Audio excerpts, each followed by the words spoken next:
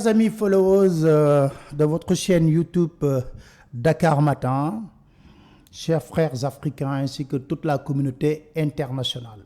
C'est vrai, ça fait un bon bout de temps que je n'ai pas eu à faire un live en français pour s'adresser à vous.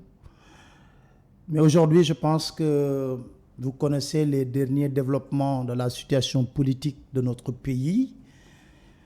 Finalement, le président de la République a tenu un discours à la nation sénégalaise pour annoncer de manière officielle qu'il ne sera pas candidat pour une troisième fois. Autrement dit, il sera le premier président du Sénégal à organiser des élections, à ne pas y participer.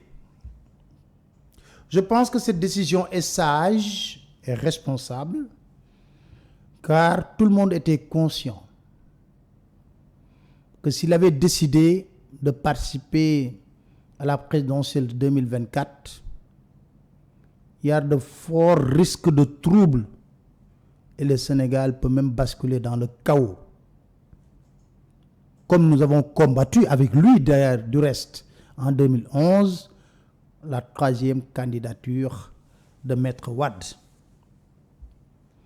Nous avons salué cette décision. Tout de même, il nous revient d'éclaircir bon nombre de points.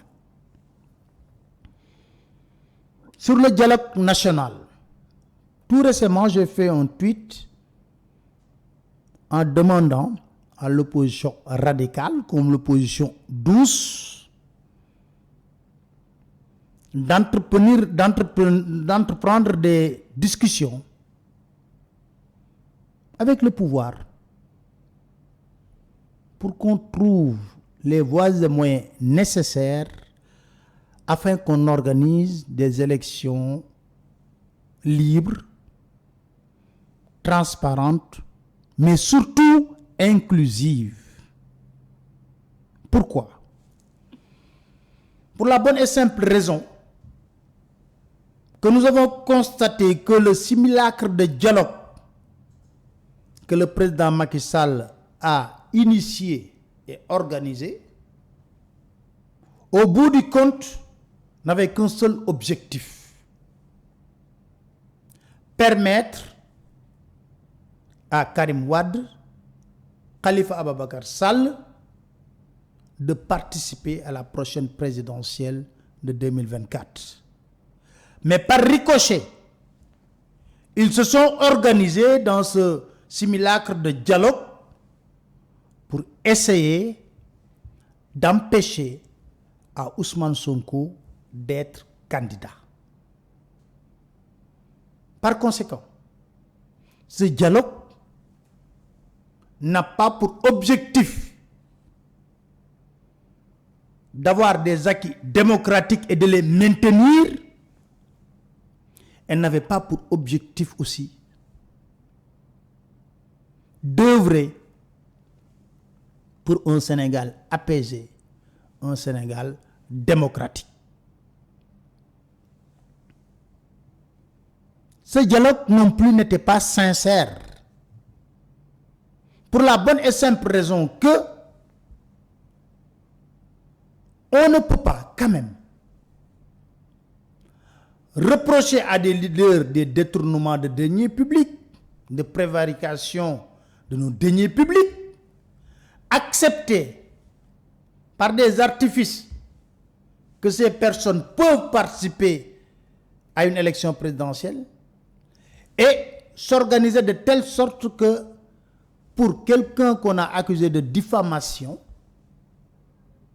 et de sorcellerie judiciaire avec la fameuse corruption de la jeunesse, pour toi, Ousmane Sonko, tu n'as pas le droit de participer à cette présidentielle. Et la raison est toute simple. Aussi bien Macky Sall que tous les leaders qui ont participé à ce simulacre de dialogue savent pertinemment qu'à l'heure actuelle, si on organise des élections libres, transparentes, inclusives, avec la participation de Ousmane Sonko, ce dernier risque de gagner ces élections. D'ailleurs, Macky Sall, qui déclare n'avoir plus d'intérêt pour l'élection présidentielle, raille souvent ses leaders en leur disant que si je vous laisse avec ce jeune-là, il va vous emmener tous à la retraite. Nous n'avons jamais dit qu'il ne faut pas participer à un dialogue. Mais ce dialogue doit être un dialogue sincère, constructif et qui œuvre pour un Sénégal véritablement démocratique.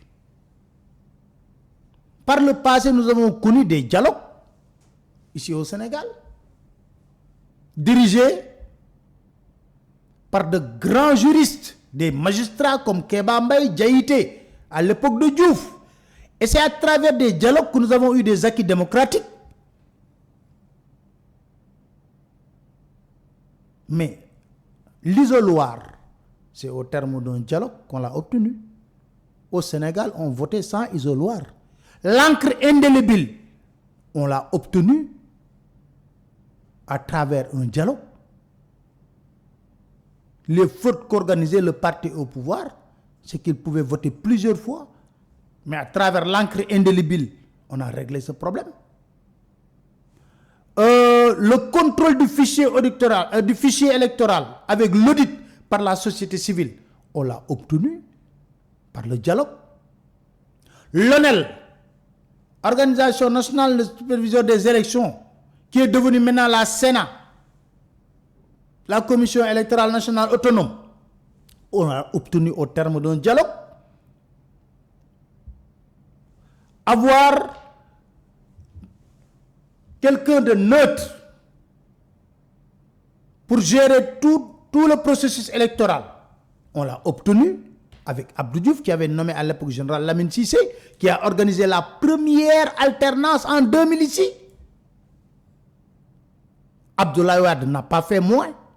En 2012, il a nommé Cheikh Gueye, qui n'était pas de son parti, chargé des élections. Et à l'époque, le président Macky Sall avait fait une sortie virulente en disant que Wade, ce qu'il a fait, ce n'est pas bien dans la mesure où il sait que l'épine dorsale qui organise véritablement les élections, c'est le ministre de l'Intérieur qui contrôle l'administration territoriale. Donc nous ne voulons pas de Cheikh Gueye. Malgré tout cela, Cheikh Gueye a organisé des élections libres et transparentes et il a été élu président de la République. Mais lui, dès son accession au pouvoir, il a fait moins. Il nous a ramené 10 ans en arrière. Il y a eu Mbaye Ndiaye. Après, il y a eu Abdoulaye Daouda Diallo. Catastrophique. Il y a eu un général qui est passé. Avant, je crois pas. Je crois. Alors, Abdoulaye Daouda Diallo qui a organisé les élections législatives les plus catastrophiques de l'histoire du Sénégal. Il y a eu Aly Ngouille Ndiaye. Il y a eu Antoine Diome, quand même, pour qui je tire le chapeau. Il a organisé 2 élections très compliquées, des élections locales et des élections législatives.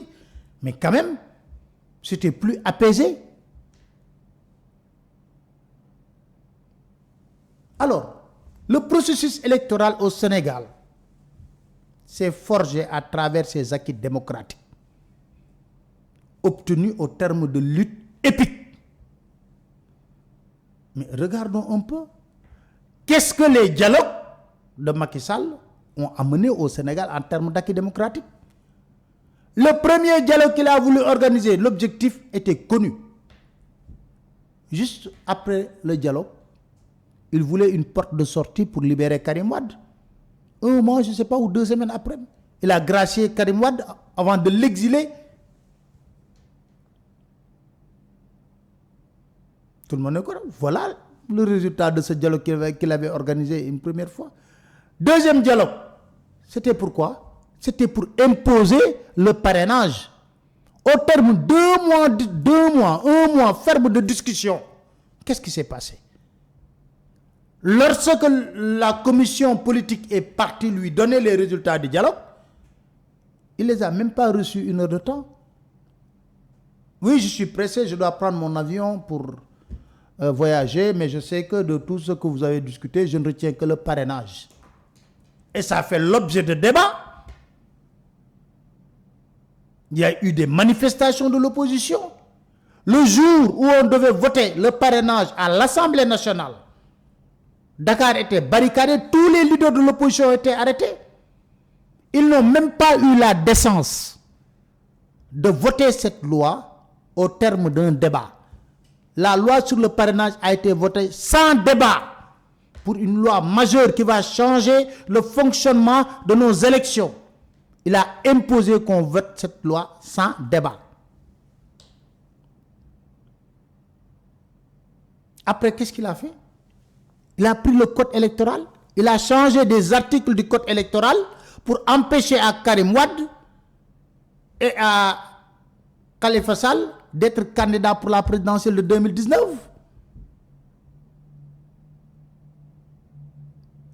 Après, quel est l'autre dialogue qu'il a organisé? L'autre dialogue que Macky Sall a organisé portait sur, après les scandales qu'on a montrés sur les contrats pétroliers et tout ça, il a organisé un simulacre de dialogue pour dire qu'on va discuter un peu de comment gérer nos ressources pétrolières et gazières, etc. Mais je dis, mais attends, vous avez déjà signé tous les contrats. À quoi ça sert d'organiser un dialogue? On va faire quoi des conclusions de ces dialogues?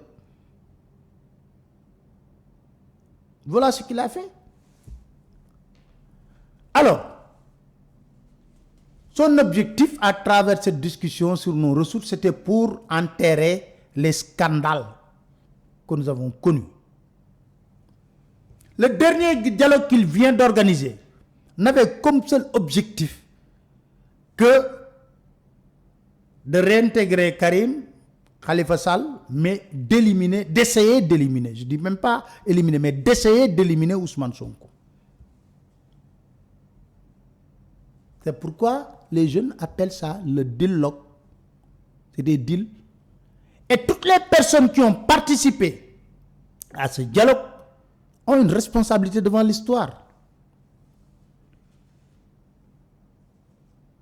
Qu'on me dise exactement qu'est-ce que ce dialogue a apporté de constructif pour notre démocratie. Le parrainage. La Cour de justice de la CEDEAO a demandé à l'État du Sénégal d'enlever le parrainage qui n'est pas conforme avec notre constitution. On l'a réduit, c'est vrai. Mais vous verrez que nous allons avoir des problèmes avec ce parrainage encore. Et figurez-vous les points de désaccord. On se tarde toujours de dire, oui, le Sénégal a une démocratie majeure, mais on est incapable, nous, d'utiliser le bulletin unique pour des votes. On est obligé de mobiliser des milliards qu'on va donner à des imprimeurs pour confectionner le nombre de le fichier électoral en nombre de bulletins pour chaque candidat. Et ces milliards-là peuvent servir à autre chose. On veut nous faire croire que la Côte d'Ivoire, qui est sortie d'une crise, qui vote en bulletin unique depuis longtemps, et d'autres pays que nous, les Sénégalais, nous sommes incapables de voter en bulletin unique. Et ce qui est bizarre, c'est que quand les politiciens, quand ils sont dans l'opposition, ils sont toujours pour le bulletin unique. Mais une fois arrivés au pouvoir, ils changent tout simplement de position et de version. Qu'est-ce que cela veut dire? C'est des convictions à géométrie variable. Et Macky Sall refuse de nous mettre, par exemple, quelqu'un de neutre pour gérer les élections. Ça veut dire que Diouf a fait même mieux que lui. Je ne parle même pas de Wade. Un recul de 15 ans. Président, chef de parti, c'est normal. C'est parce qu'en réalité, il ne se comporte même pas en président, mais en chef de la République. C'est des monarques républicains. C'est pour cela d'ailleurs que dans leur parti, vous verrez, aujourd'hui, ils sont en train de chercher un candidat. La logique voudrait que toutes les personnes qui souhaitent être candidats, on organise des primaires et les militants vont choisir. Mais non, on donne carte blanche au président de la République. Ça, c'est leur cuisine interne. Ce n'est pas mon problème. C'est juste pour vous montrer. C'est cette manière qu'ils dirigent leur parti qu'ils pensent qu'ils devraient diriger la République. Ils font de la République un bien personnel.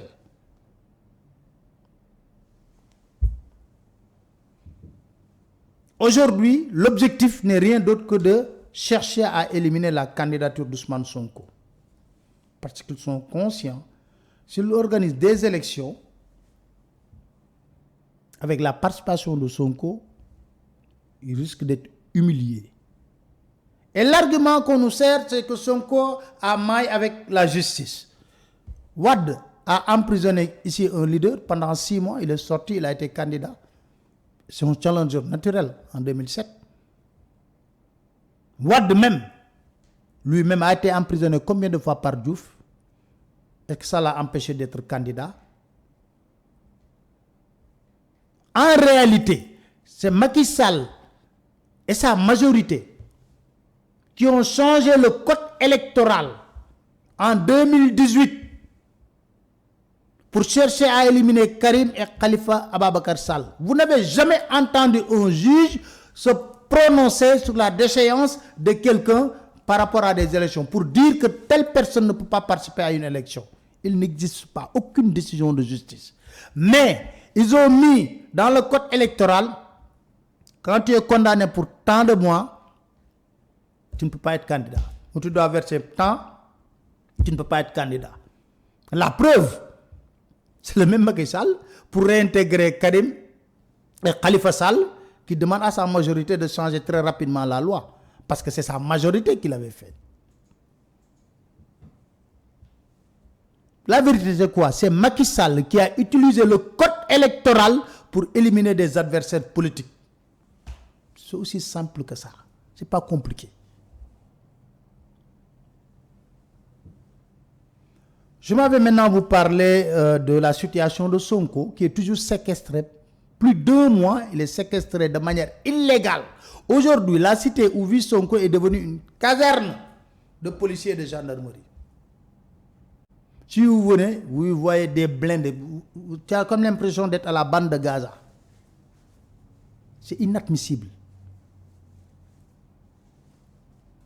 Il a accordé une interview à la chaîne de télévision France 24. Et l'interview, en l'espace d'une journée, a battu un record 1 200 000 en 2 jours de vues. Ça a fortement secoué le gouvernement au point que le gouvernement a cru devoir sortir un communiqué. Pour dire quoi? Que France 24 a, dans sa manière de délivrer l'information, sa manière est tendancieuse.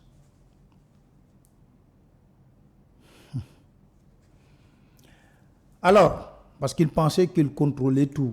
Mais aujourd'hui, je vous avais dit, depuis les derniers événements tragiques, où on avait des milices armées, des nervis qui tiraient, armés, sur des pick-up, que les masques ont commencé à tomber.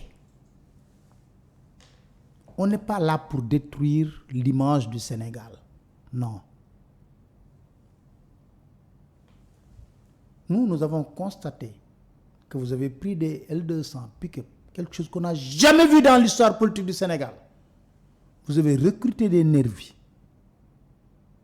qui étaient lourdement armés, qui tiraient à côté des FDS des balles réelles sur des manifestants. Aujourd'hui, on parle de 30 à 40 morts. Mais c'est vous qui détruisez l'image du Sénégal, parce que nous, on ne l'a jamais connu ce genre de pratique au Sénégal. On a connu au temps du passage des tontons Makout, mais ils étaient armés de gourdins. Mais ici, ils sont armés d'armes de guerre qui tiraient. D'où provenaient ces armes? J'en sais beaucoup parce que j'ai eu une interview par devers moi. Un nervi qui m'a expliqué les personnes, les recrutements, l'opération, comment ça a été planifié, les armes, à l'heure actuelle, qu'est-ce qui s'est passé? J'ai choisi délibérément pour ne pas jeter de l'huile sur le feu, de calmer les choses. Au point que maintenant, dès que j'en ai parlé, ils envisagent une agression physique. Mais rassurez-vous, j'ai donné cette interview à plusieurs amis. parce que je savais que vous allez avoir ce comportement. Alors, j'ai donné ça à plusieurs amis. Le jour où quelque chose va m'arriver, l'interview va sortir. On va connaître les noms des ministres, on va connaître tout le monde, tout ce qui s'est passé. Les ordres qui ont été donnés. Bref, Ousmane Sonko, on voit des personnes, parce qu'il a déclaré qu'on ne peut pas organiser des élections présidentielles ici sans ma candidature, sinon c'est le chaos. Tout le monde crie. Ah non, il appelle à l'émeute. J'ai vu Marwan de Jeune Afrique faire un tweet. Mais est-ce que Jeune Afrique s'est intéressé une seule seconde sur l'illégalité de la séquestration de Sonko? Sonko, ses 2 épouses, ses enfants ne peuvent pas sortir de la maison. Pendant au moins, aujourd'hui, je dirais 40 jours ou même plus. Sa cité est transformée en caserne. On y amène 10 blindés. On mobilise plus de 100 personnes. De manière illégale. Il n'y a aucune décision de justice. Ni une autorité administrative. Et puis on dit, Sonko n'a rien à dire. Va dormir. Nous, on règne dans le banditisme d'État. Mais non, il a le droit de se battre jusqu'à la mort en homme digne. D'ailleurs,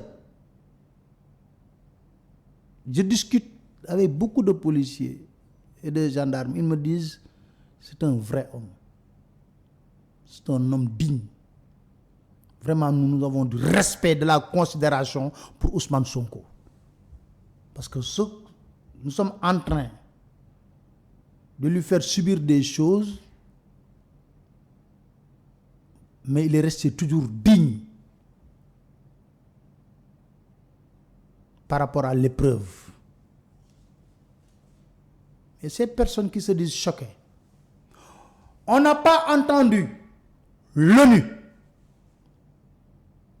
l'Union africaine, l'Union européenne, la CEDEAO dénoncer le comportement illégal, le banditisme d'État à travers la séquestration de Sonko. Mutisme total. Mutisme total.